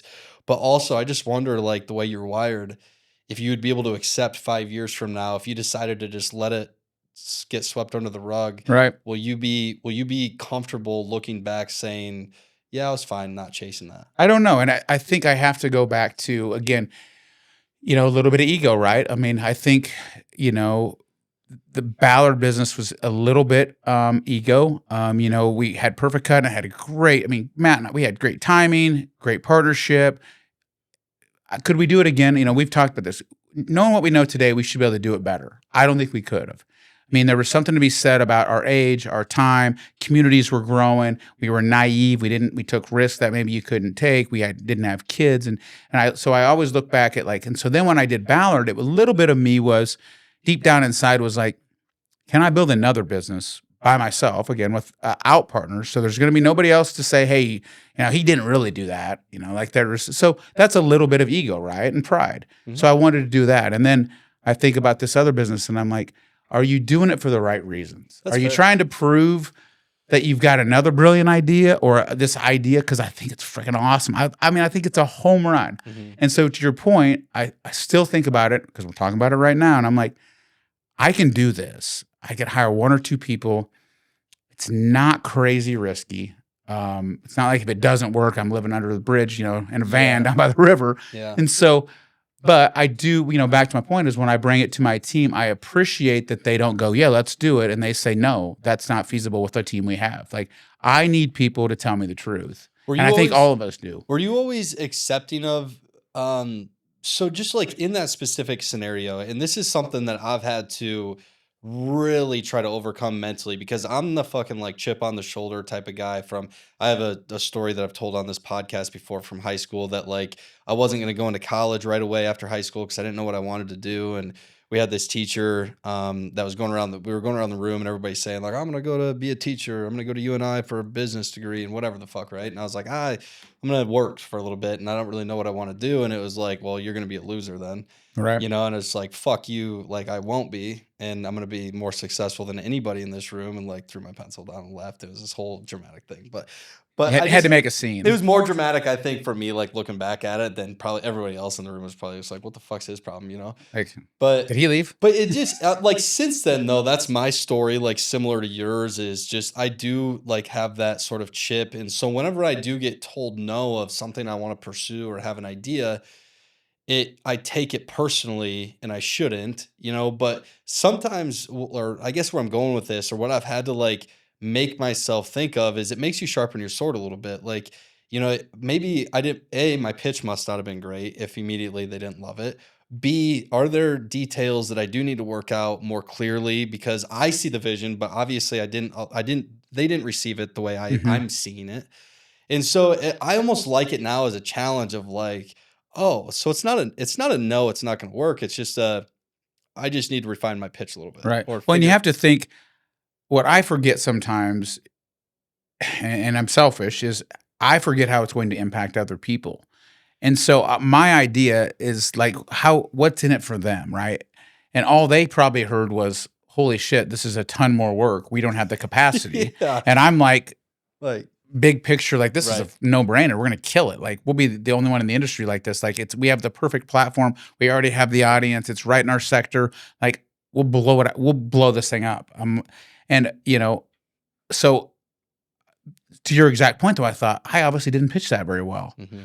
I should have came into them with, okay, to do this, we would probably have to hire, you know, this guy and this guy or whatever. We need 3 people. This is what it looks like. This is what, like, instead I just throw this grandiose idea. Yeah. And I think, what's everybody think? We on board? because that's how a visionary's brain works. And everyone's like, Yeah. whoa, bud, there's like a lot more to it. And that happens, you know, a lot. I mean, that's been kind of our story way back. Like, I've always have the big ideas.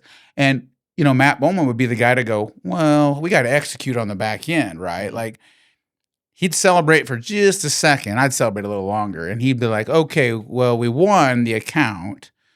Now, that was cool. Now we got to do the work. Yeah. Like, how do we execute, right? Yeah. And I'm over in celebration mode, like, we'll figure that out later. Yeah. And so I tend to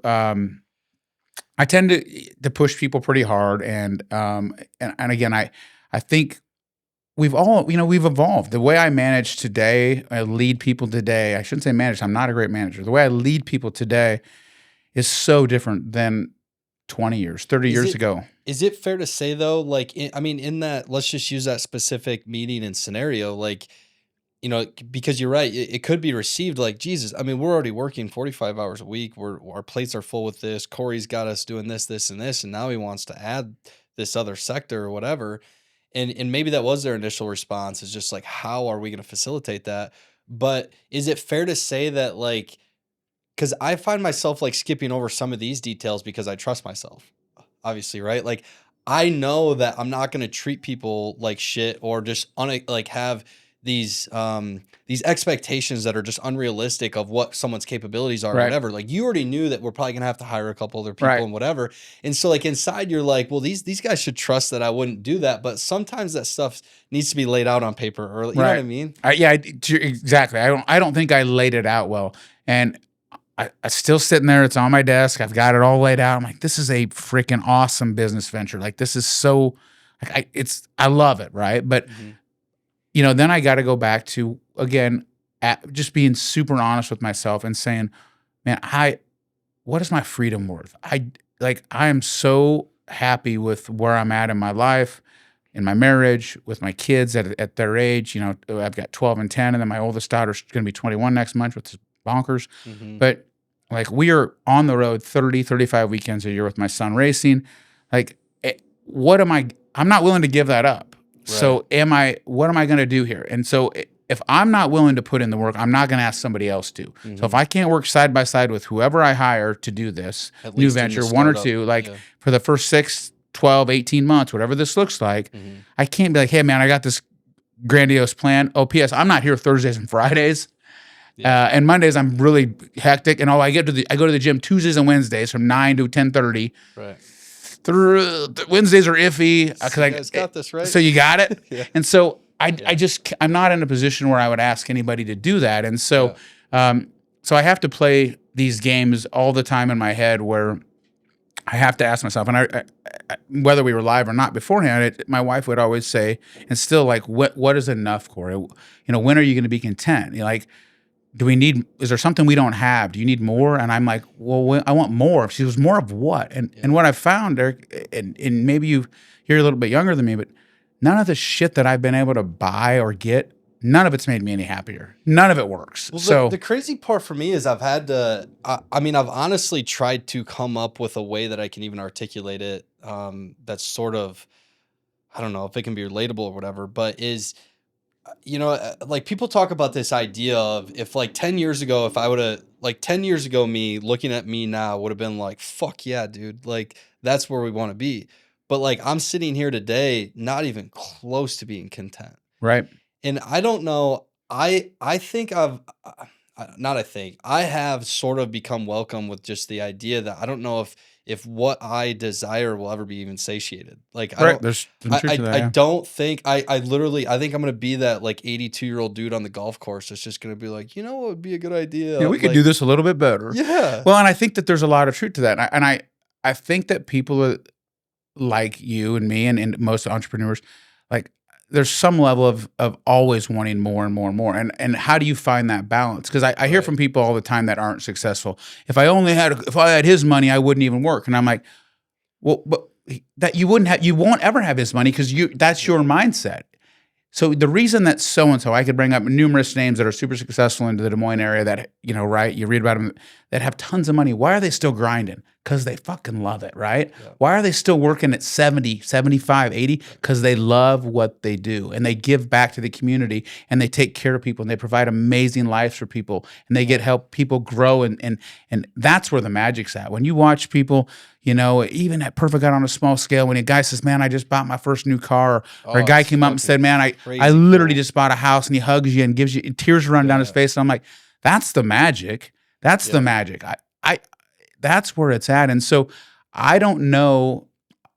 I'm the kind of guy that I'll buy a new truck, and when I'm driving it home, I'm thinking about when the next model's coming out. Right. I'm never happy. Yeah. By the way, I have to drop it off at Jordan's to get wheels before I even take it home. Hell yeah, I gotta customize everything. I just got something else that Jordan's working on right now. I can't leave. Jordan's gonna start paying for these shout outs, I think. I can't leave anything alone.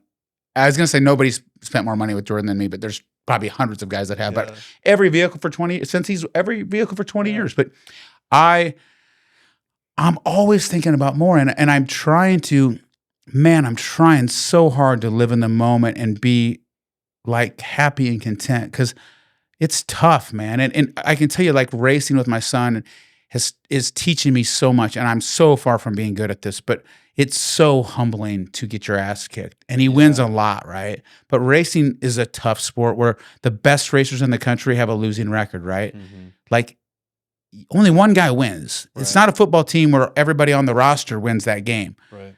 40, 50, 60 cars show up. Only one winner. Everybody else sucks. Second place, everybody else is the loser. So I would use golf as a semi-comparison to that part. It's a humbling.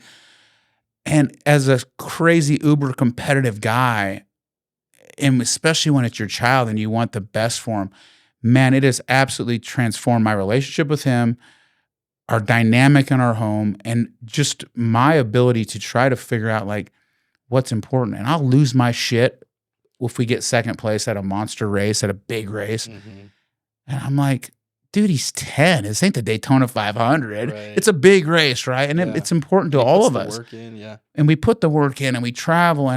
But it has taught me a lot it really has taught me a lot about everything. And it's really, I think, it's helped me in business too, just I think with empathy and just trying to understand and put things, I should say more, putting things in perspective. Like, man, the years fly by, things go fast. Like, is it really that big a deal, Kory? Like, you're going to be pissed. I'll be pissed all week. I'm mad all week if we don't win a race. Especially if you just felt like you were fast enough. Yeah, I felt like we had a chance, and we've had some tough breaks. It's racing. It's tough, man. Right. Shit happens. Shit breaks. Somebody wrecks. Stuff happens, and it's really, really been tough. And I'm not there yet. I can promise you. Like, we had a tough weekend this last weekend, and I have to figure out a way to compartmentalize that and figure out how to be supportive for my 10-year-old instead of chewing his ass like he's Kyle Larson. Like, we knew it was fucking dry slick. Why were you still trying to I do it why all were the you time. still trying to throw it in? Like, just do it all- ride the bottom. That's exactly You're something. spinning the Like, wheels, you know man. the deal. It's dry slick. You got to run the bottom. Yeah. Here you are. You're running mid track. You know there's no traction there. Keep your RPMs down. Yeah, I mean, it's constant. Me just, and then I'm like, he's 10. He's not a professional. I mean, Right. and he's racing against the best kids in the country, and it's been amazing. It's been an amazing journey. It's good for our family, and it's been good for him. I mean, like, you since you bring it up though, because this is another area where Matt Buman and I just yesterday we're actually talking about it. He was asking my son just turned 6, and he was just asking me about like how well is he doing in school. He's in basketball now. He loves to golf, and so I have him in. He gets golf lessons once a week and does that whole deal. But he he just sort of asked me about like his demeanor and just whatever. And we kind of just got into the all in like parenting, conversation. And one of the things that I think is most interesting, and you probably get this, is like, Kory, you're running your kid around, he's 10 years old, you're running him around the country. Like, shouldn't you wait till he's like 14, 15, maybe whatever? One of the most interesting things I think is I hate it when people put like caps, like, it's like you have to get to a certain age before you can have this responsibility and whatever. Like, I think, I don't know. I have this belief that people, and especially kids, are typically more ready for shit than what we give them credit for. Yeah. And they learn so fast, and they're, and not that you need to be like high pressure all the time, but like just exposing them to different things and whatever. I mean, how has it been in that regard, like with your son and how? Yeah, for sure. And, there's been there's been times I've questioned, am I doing this for him or am I doing it for me? Because I can tell you right now, I freaking love it, right? Mm-hmm. And my wife's all on board. She loves it because we could not do this. If she wasn't on board, we couldn't do this, especially the high travel team that we run. And we're gone a lot, right? And our 12-year-old's not with us all the time, and she needs her parents, and she's staying with grandma and grandpa because she doesn't want to be at racetracks every weekend of her life. She's 12. She's got friends that have sleepovers, and she wants to go to football games. And so, but I think, if he didn't love it, and I have to ask him sometimes, like, hey, bud, do you want to take a couple weekends off? He's like, no. I mean, he would literally race 7 days a week if I'd let him. But you also got to be conscious not to burn him out. I don't want to be that dad. And that's where I'm really working on not just chewing his ass after every race. Because if you're not careful, what'll happen is he'll hate it. By 13 or 14, he'll be like, you know what? I don't want to race anymore because all you do is fucking chew my ass. Mm-hmm. But I think that, if he wants to be a race car driver for life, whatever that means, could be sprint car, could be whatever, wherever that career takes him, I will give him every opportunity. I'll put his ass in the seat as long as I can, everywhere I can. And I just actually met this morning with a guy that owns a sprint car team for coffee, and like I am giving him the best opportunity I can.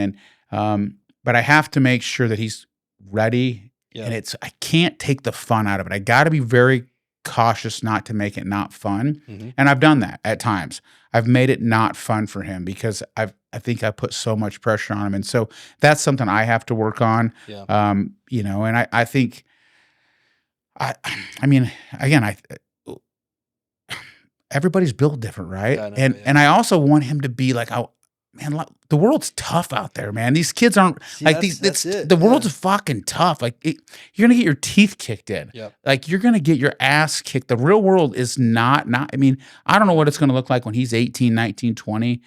I know what it looked like when I was that age. I know it looked different when my dad was that age, but man, these kids today, they're not working my son, super smart, great race car driver.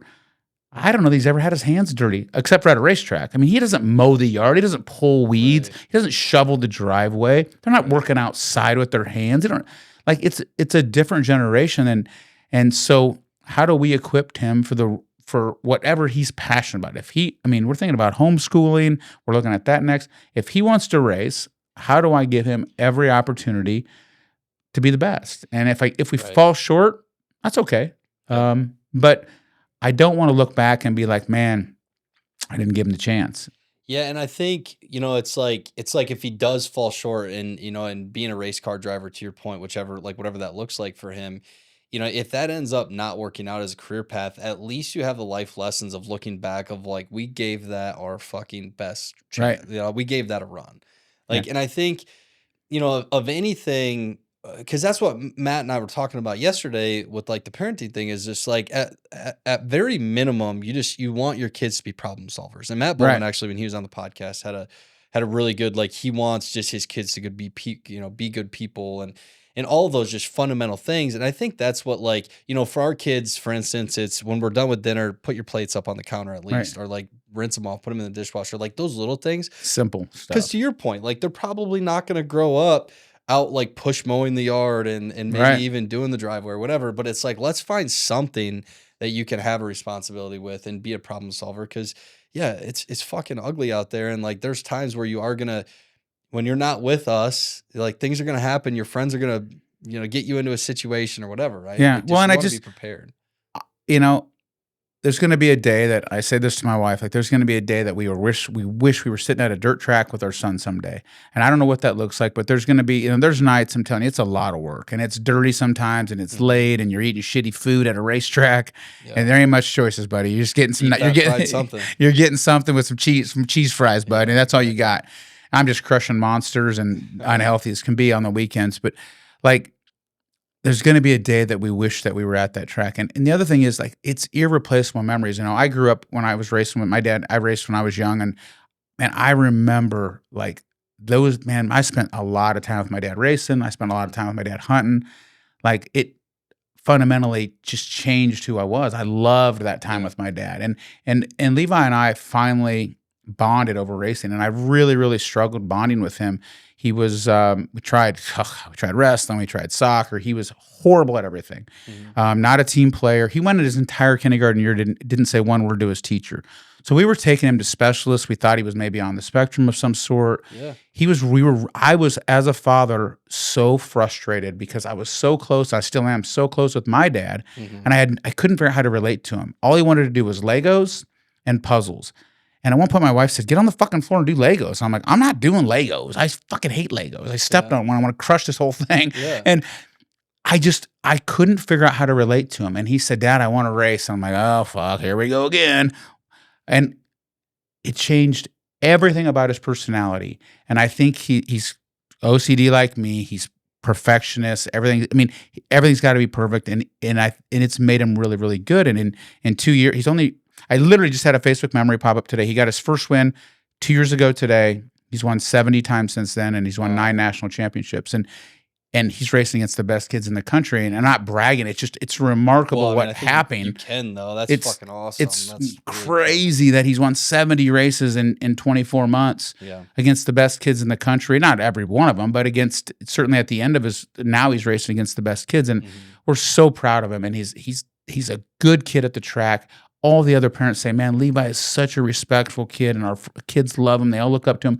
And that to me is, I value that better than saying he's a really good race car driver. We'll take care of him driving around corners. We'll take care of him going fast and going left. Yeah. When the other parents say, man, he's such a good kid, and our kid loves your kid, and Levi's one of his best friends, and he treats him so good. Yeah. That to me is like, man, that's rewarding. Like, because he could be to be honest, he could be a little asshole. But it's like racing is one of those. So like part of my childhood was my neighbor raced hobby stock, and then his son raced go-kart growing up. His son, he's 5 years older than me, but him and I, like, he stood up with me at my wedding. Like, we've been best friends, like growing up in the country in rural northern Iowa as neighbors. I mean, you're going to be tight, right? But I mean, they had a farm cart with slicks on it that we'd rip around on. And Dustin's a wheelman. He has no fear. Fucking throw it in the high side, whether he should or not. Like, we had to replace a lot of spindles for him when he was racing sport mod. But Adam Ackerman, so this would have been I-35 Speedway in Mason City. It was half-mile track. And Adam Ackerman was one of those guys. He raced sport mods. He was really good. He had like he's just really respectful, and he would get his dad Rick and him would get a little heated sometimes after the races, but he'd kind of edge his nose in there and feel it out maybe a couple laps before he'd take a shot. But always just like super chill in the pits. And I always kind of thought like somebody to that level of, I thought he was a really good racer. I mean, could have just been an arrogant prick, or could have, wouldn't take the time to meet, when you're in the pits after the races, it's sort of everyone kind of mingles around. And that's like when bonds really kind of form, it seems like. And you see the hotheads, that are might be one of them. Yeah. Well, I mean, like, it's one thing to be fired up, but like, just to like, there's a certain respect level there for other racers that are there that, You don't have to love the other guy, but just to like the mutual respect thing is kind of neat in dirt track racing. Absolutely. For sure. It's tough, man. It's just, but it's been fun for our family, and it's been fun, again, and I think, for me, back to what we were talking about with business, it's just like, I have to decide at this point in my life, what am I willing to give? Am I willing to give up that time with my son to go out on this next venture? Mm-hmm. And what is I always ask people when they want to do something, I always ask them why. What's the why? Well, I just want to, but why? Well, do you want to make more money? Do you want to provide more opportunity for your people? What is the reason that you want to do that? Well, I don't know. Just like, well, I have to think that through today because, I'm not willing to give up certain things today that I worked so hard for 30, 35 years. And so it's just different today. Do you think there's a certain element that's it's just okay to say that like it's rewarding to go get a win? Like, do you think it's enough or meaningful enough? Because I don't know. For me, I mean, just even like as you said that, I'm over here thinking like, what is really my why? And if like you're talking about the team member thing, I think it's like Kaylee that you met when you came in here, whatever. Her, for instance, when we hired her, we knew like a few things that we really wanted her to do, but I mean, she had her degree was in criminal justice, and she handles all of our social media stuff and like has an eye for design. I mean, what she went to school for at Iowa State, it doesn't even directly apply necessarily. But to your point earlier, it seemed like the right attitude. She had like the willingness to learn. There was lights on behind her eyes, like she's there and alert, and she's just adapted so well in our culture of like just figure it the fuck out, and like almost she's created new roles and responsibilities sort of for herself. But it's like seeing people sort of come into their own is almost like part of the addiction for me, I think. Yeah, absolutely. And like it's fun. and being able, and it's not like you're like a godlike figure that like you're just like moving pawns around. I mean, it's just like I'm just happen to be working with them, but like to see them doing their thing, man, it's just it's incredibly rewarding. Yeah, absolutely. I mean, I don't take any of it for granted. Like, Yeah. I mean, even today, I mean, I'm so proud of our new facility, but every single day I pull up and I see our name on the freaking building and I go in and I see our staff, like I love seeing our people happy, and I love seeing our staff having fun. That to me is just, it's so rewarding. And sometimes, again, sometimes I a little bit even forget like to take it all in. There'll be certain days when I'm better at it where I'll just sit there and go, man, like this is so cool. My brother works for me. My younger brother works for me. He does product development, and he was in the Coast Guard, and I was able to bring him, move him and his family back. He's got 4 little boys, and I was able to move him and his wife back, and he works with me. And That's awesome. like that's freaking awesome. Like and then his son is racing now, and in one of Levi's old cars, and he's kicking butt. Like, and it's brought our family together, and like. I feel like I've kind of been the catalyst to that, even kind of bringing our whole family together, even though I'm the bad guy sometimes. But So did you? I mean, I won't beat you up for another half hour, but I kind of want to maybe end with this thought. Is it selfish to get into business and be a business owner, or you have to be selfish at times? At times, for sure. With your time, with your just mental capacity in general. Because this is something that's came across my plate a lot, and I've gotten some pushback or some flack for sort of like being cocky or arrogant or like selfish with my time, and I don't know. I don't think I've changed. I think that, I mean, I was certainly selfish with my time getting things going, because I mean, Jordan would have to ask me like if I was going to be at our kids' birthday parties and stuff, like, or like, you're working this weekend, right? And most of the time I was like, yeah, I'll be there for a little bit, but I do got to go do this and that out of fucking necessity. Like, we didn't have any money, and the only way we were going to get money to survive was to go work. Gotta right? go. Yeah. And nobody else was just going to do it for you type of deal. But, and we're like overcoming that all the time. But nonetheless, what I think, though, we're able to create because of that is, like, in an unselfish way, awesome things for other people too. And I would never have been in a position, we would never have been in a position with Showtime to donate 20 grand to Make-A-Wish last September when we did our home show expo house. And to be a part of things like that and to be able to give back, I wouldn't be able to give back nothing. And the only way to get something or to have financial ability or whatever is to sort of be selfish. I don't know. Right. It's like a hamster wheel. It's an interesting deal. I think you evolve though as a business owner, but I think there's always some level of being selfish, right? And in the beginning, especially. But I do think it goes back to what stage of life are you in too. Yeah. If you were to start a new company today, you would have to have some communication with all your partners, your wife. Like there's a totally different thing, or branch off Showtime if they decide to go do this whole new thing. Right. But I think being selfish can be good and bad, and I think you learn. But watching people grow, and as you mentioned, your people, we've had a ton of people on our podcast, on our Green Grind podcast. Not shameless plug for it, but No, 100%. every single successful person we've had on, all they talk about, people. Nobody talks about how much money they make. Right. Nobody talks about whether they drive Chevys or Fords or Dodges. Nobody talks about whether they run John Deere, Toro, or Exmark. They don't talk about their facility. They talk about my people. And they all talk about how they've created a culture, that they inspire their people, that they're looking for great people. How do I take better care of my people? How do I give them phantom stock? How do I make them owners? How do I compensate them? How do I bonus them? Whatever. It's every successful person we've had on, it's always people. Yeah. And it's so crazy to me. And Leroy and I say it every single episode when somebody grates on. I'm like, you notice he didn't say one thing about, never once talked about, I believe in this brand. It's always about people. And it's this is the cheat code. Yeah, it is. It's about people. Like at the end of the day, we're in the people business. It doesn't matter what the end product is. Whether you're putting trees in the ground and moving snow, you're building houses, you're putting roofs on, or you're selling lawnmower blades, we're all in the people business because I can't do any of this alone. I never did any of this alone. And I don't claim to. Like I lucky, whatever it may be, surrounded myself with incredibly smart people. We had a vision. We worked our asses off, and it worked, right? And it doesn't always work.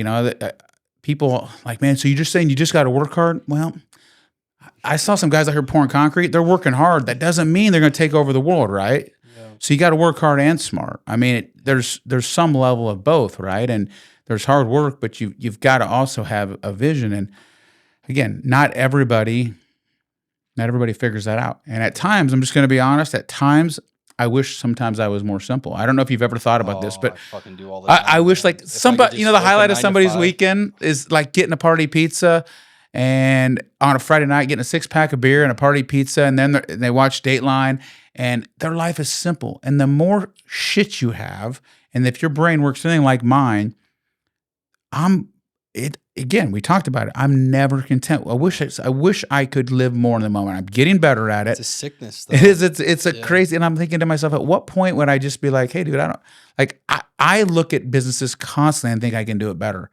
I'm not even in the business. Dude. I see businesses every day, and I'm like, I can do that better than them. Yeah. Like I see that's I was looking at there's so much road construction everywhere we go, and I keep thinking they have these sign companies that hold the sign, and I'm like, I can do this better, and I'm like, what the fuck is wrong with me? Why do I think I should be in this road construction sign business? Yeah. But I keep thinking every road's under construction. That means this business is never going away. Is there a better way to do it? These people are slobs on the side of the road. They're smoking cigarettes. They're not in a uniform. I'm thinking maybe we can do this where it's automated, and I can have the system where it knows when the pace car, like when the pass car goes. How many businesses have you written down on a piece of paper and then crumpled it up? I mean, when I drank a lot, I'd wake up and go, that seemed brilliant at night. And I'd wake up and go, but I don't think so. Shit, that doesn't pencil. But at 2 a.m, I'm like, we got this business idea. And I would wake up and go, I don't think that's not as good as I thought. I mean, for 3 years before Showtime started, my first one was I was going to start my own rural trash business because a lot of people live in the country just burn their trash, whatever. And to your point, I didn't think the people that were doing it and running dumpsters around were doing it very well. And then I was thinking the small town municipalities, can we run cans to them? And I mean, that was one of the ones that I see you factor in, I'm the cost of a truck and then how much does each dumpster cost? And I'm Googling, I've done it all. I've got, it's just I was going to reinvent the urinal at one point. I fucking hated how so many urinals, you get splashback and shit. And then they have the mint things in there. Yeah. It's what are we doing? I still have the LLC. We were going to do a business where we clean your garbage bins. So my garbage bins really filthy. I was like, why are these garbage bins so nasty? 2 years, 3 years later, now there's 2 companies. Trailers. Now there's 2 companies in Des Moines doing it called Sparkling Bins. Yep. I was going to start a deal doing that. I was going to start a company where you drive around in a Suzuki cab forward and you have mobile billboards. This was 20 years ago. Justin Sykes, a friend of mine who just unfortunately passed away, him and I were traveling the country selling Ballard products at trade shows. And I'm like, dude, what if I took an Isuzu and I had a traveling billboard and we would go to like, we would drive around like big cities and like football events, like Kansas City Chiefs game, and you drive through the parking lot and it would have Arby's on one side and Applebee's on the other, whatever, right? And then like 4 years later, there's a shitload of mobile. I mean, I have all these ideas in my head constantly. And then if I sit on them too long, like my other idea I've got, somebody else does it. And I'm like, fuck. And it burns you. Yeah. At the same time, it's like, you know what, man, maybe it wasn't meant to be. Like I did what I felt like I was good at. And you can't do them all. And I also do believe that I have friends, and I'm sure you do too, that have 4, 5, 6 businesses and they're not great at any of them. Yeah. And I really don't like that. Like they got a lot going on, right? And they're super busy and they're doing okay financially, but they're not great at anything. Yeah. They're just not great at anything. Like, what are you really good at? What's the secret sauce? What are you really good at? And then do it. And there's opportunity there. But I think people feel like if they can spread out the risk, and if I've got 5 businesses, I can't really lose them all. But the truth is, you're not really great at any of them. Yeah, and they all. I had a friend that had a situation like that, and he realized it pretty quick, and he's like, "Hey, this just isn't working." And now he's extremely successful, and sort of just has 2 different avenues that he's operating in. Right. But back to your point though about like what kind of started us going down that rabbit hole of just being almost envious sometimes of those people that can just chill and enjoy. Man, I mean. We'll go to a friend's house every once in a while. Really good couples friends of ours. That Chris, if he listens to this, I mean, he's really good at just sort of living in the moment and like knows that he's got things he wants to do around his house and like he'll get to it here and there, but just seems like very just cool. And they have an awesome like backyard setup. Their kids love it. Dog runs around and we enjoy going over there and hanging out. And I'm over here like talking about like this fucking next business idea with Showtime or whatever. And it's like, Jesus Christ, when I listen to myself talk, I'm exhausted. You're even exhausted of yourself. Yeah. And like, he's just fucking chilling. And your wife's probably like, dude, it's Friday. Can you just have a beer and chill? Yeah, on a Saturday afternoon and our kids are hanging out and I'm over here talking about like this and that. And, they'll probably ask nicely, just like, how's things going? Hoping I don't go off on a tangent. But like, and then 4 hours later, they're like, never mind. Yeah. Like, fuck, we shouldn't have asked. But dude, I'm in it all the time and I have a hard time shutting it off. Well, and I think that's passion. I don't think there's anything wrong with being super passionate about what you do. But if you never disconnect from that passion, it does it'll wear you out, but it'll wear out the people around you. And I remember a friend's wife was like, dude, he just never shuts off. He just never stops. I'm like, I'm so fucking tired of hearing about this bullshit building company and then all the ventures we're going to do. Like, can we just be with the kids at the soccer game or can we just go play golf? Can we just like not talk about business for one freaking night? And it's tough, right? True. And I think that, and I remember living in that, like Perfect Cut was like all I knew. It was my identity. I mean, I went through a divorce and I remember thinking, I didn't even care that I was getting divorced. As long as I had Perfect Cut, I would be okay. I had just clung on my identity of this company that it was my baby. And I lost track of all the other things that were important. And I made it so, it was, if you just thought of Perfect Cut, you usually thought of me. And no offense to Matt, but at the time it was like, I believed that it was my identity and it was not by any means. And today it's not at all, right? Eventually it took some time to realize that, man, it's just a great company and it's not who I am. It doesn't define who I am. And, and when we sold, it was an really interesting thing. And the day we sold, I called Matt. And for some reason that day, Derek, I probably saw 40 blue trucks. I couldn't get away from the blue trucks. Yeah. I literally was at Lifetime and I went and I kind of parked by the range there, the restaurant, little golf deal. And I was trying to park behind it and I couldn't get away from blue trucks. Like I just needed it like a breather. And Matt and I had went back and forth for a couple of days, and it was too late. Like one point he kind of like, I think if I remember right, he was like, I don't think we should do it. And then he's like, no, we're good. And then I was like, I don't think we should do it. And he's like, no, we're good. We were both just really struggling with just letting this thing go. And the day we closed, I was sitting in that parking lot and, they wired the money and I was kind of, and I thought it was going to feel different. Yeah. I thought it was going to feel better or different. And it wasn't like we weren't financially okay before. So it wasn't, it was nice, but it wasn't, Right. it didn't change anything. And I called Matt, and I think at one point, I think we were both crying. I know I was crying. Yeah. And it didn't feel like I thought it would feel. And I went home and I sat on my deck, and my wife came home and she's like, you want to go out to dinner? And I just sat on the deck and cried like a little kid in my 40s, right? And I'm just like, it just wasn't what I thought it was. When you build something from scratch, and it was, again, my identity, it was all I'd ever worked for and dreamed of. And I remember Matt and I sitting there having a beer saying, someday we're going to have this big company and someone's going to buy it from us. And all the things that we dreamed came true. And then it didn't feel like I thought it would feel. It didn't give me this, like, I made it. And so that was just a really, really interesting time for us. And even today, when people say, you still own Perfect, or you own Perfect Cut, right? And I go, yeah. And I'm like, no, actually I don't. Right. It's the first thing out of my mouth. Yeah, of course I do. Why would I not?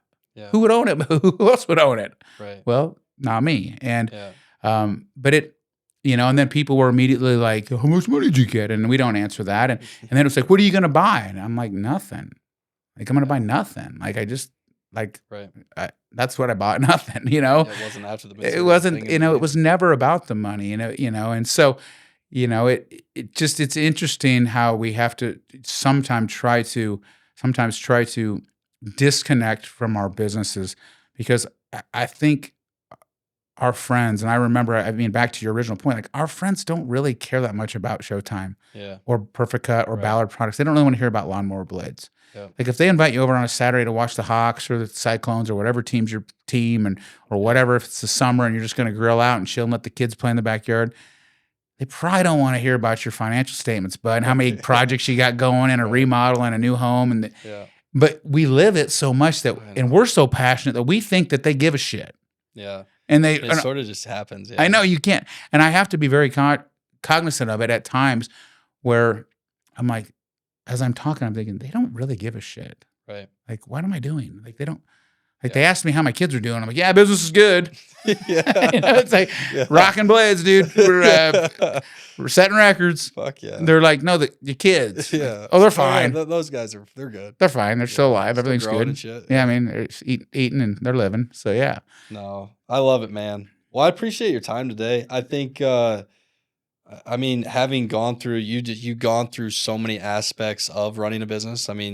Obviously from back in the startup days in the 90s to, the 2008, 2009 timeframe, and then, getting out of the Perfect Cut game and getting into Ballard Products. You've seen a lot. So I appreciate your insight, and this was a fun conversation. Yeah, it's fun. I'm glad.